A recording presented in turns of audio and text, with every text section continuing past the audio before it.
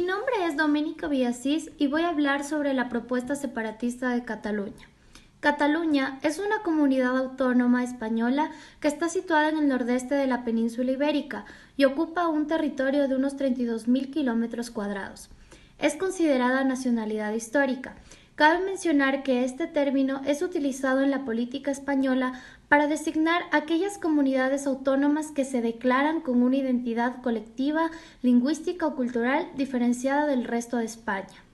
En este contexto, en los últimos años, el sentimiento independentista en Cataluña creció creando en algunos sectores de la población la idea de que Cataluña tiene derecho a ser una nación soberana.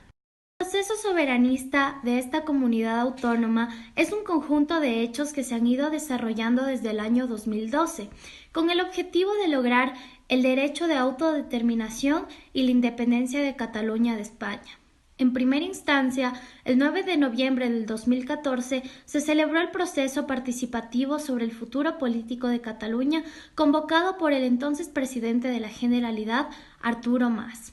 Hay que saber que la Generalidad de Cataluña es el sistema institucional en que se organiza políticamente la Comunidad Autónoma Española de Cataluña.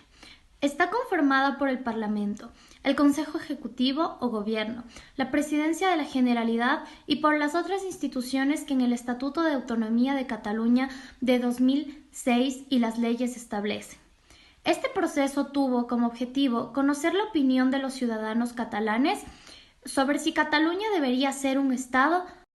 Las preguntas que se plantearon son: ¿quiere que Cataluña sea un Estado? En caso afirmativo, ¿quiere que este Estado sea independiente? Este proceso participativo fue recurrido por el Gobierno de España ante el Tribunal Constitucional por entender que vulnera la legalidad. Tras ser admitido el recurso a trámite, el proceso quedó cautelarmente suspendido. Sin embargo, la Generalidad de Cataluña se negó a acatar la suspensión cautelar y continuó con la organización de este proceso. Los principales cargos responsables de la consulta fueron condenados en 2017 por desobediencia al Tribunal Constitucional y prevaricación. En orden cronológico, el 27 de septiembre de 2015 se celebraron elecciones plebiscitarias. El 1 de octubre de 2017 se celebró el referéndum de independencia e ilegal convocado por el presidente de la Generalitat, Carles Puigdemont.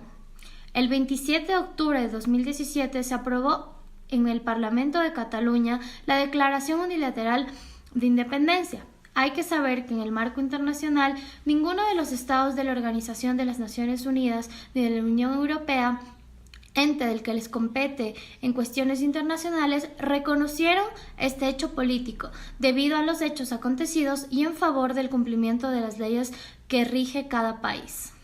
Después de la declaración unilateral, el presidente del gobierno español, en ese entonces Mariano Rajoy, se pronunció diciendo que se celebró un referéndum ilegal, sin ninguna garantía democrática, afirmando que el pueblo de Cataluña ha decidido libremente su independencia.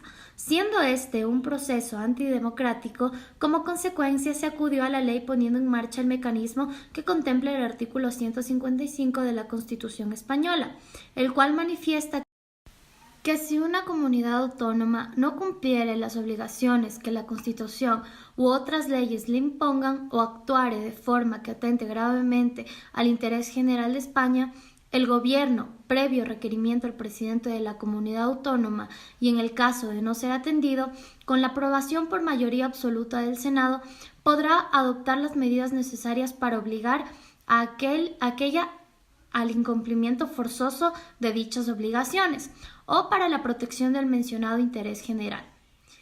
Este artículo también abarca que para la ejecución de las medidas previstas en el apartado anterior, el Gobierno podrá dar instrucciones a todas las autoridades de las comunidades autónomas. Ahora, en el marco teórico, primero voy a utilizar el texto Sujetos del Derecho Internacional de Max Sørensen, en donde se proclama que la soberanía constituye el principio más importante del derecho internacional. Este principio, como concepto de derecho internacional, tiene tres aspectos fundamentales: externo, interno y territorial. Y aunque el aspecto externo de la soberanía a menudo parece ser el único que se tiene en mente, siempre se discute sobre esta materia en el derecho internacional. Sin embargo, de hecho, la soberanía para ese derecho consiste en la suma total de los tres elementos ya antes mencionados. El derecho de autodeterminación, el cual defienden los catalanes, es el derecho de un pueblo a decidir sus propias formas de gobierno, perseguir su desarrollo económico, social y cultural, y estructurarse libremente, sin injerencias externas y de acuerdo con el principio de equidad. La libre determinación está recogida en los pactos internacionales de derechos humanos. También es un principio fundamental del derecho internacional público y un derecho de los pueblos, que tiene carácter inalienable y genera obligaciones erga omnes. Por otra parte, el derecho de autodeterminación no se articula exclusivamente con la fórmula de la independencia, sino que, tal como aseguró la Comisión Africana de Derechos Humanos y de los Pueblos, puede articularse en independencia, autogobierno, gobierno local, federalismo, confederalismo, unitarismo o cualquier otra forma de relación conforme a las aspiraciones del pueblo, pero reconociendo otros principios establecidos como la soberanía e integridad territorial.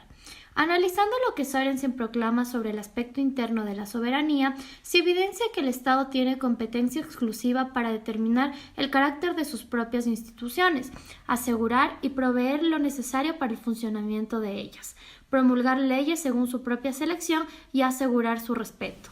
En consecuencia, cuando la Comunidad Autónoma de Cataluña desobedece al Tribunal Constitucional y atenta gravemente al interés general de España, incumple con los aspectos fundamentales que el derecho internacional considera con respecto a la soberanía, dejando sin validez el derecho de autodeterminación que los catalanes reclamaban, ya que en el proceso no se respeta ni se reconoce el principio fundamental ya antes mencionado. Como segundo punto, en el marco teórico voy a utilizar el texto de Heerdegen para referirme al principio de autodeterminación que está consagrado en la Carta de las Naciones Unidas y en la Declaración sobre los Principios de Derecho Internacional referentes a las relaciones de amistad y la cooperación entre los Estados de conformidad con la Carta de las Naciones Unidas.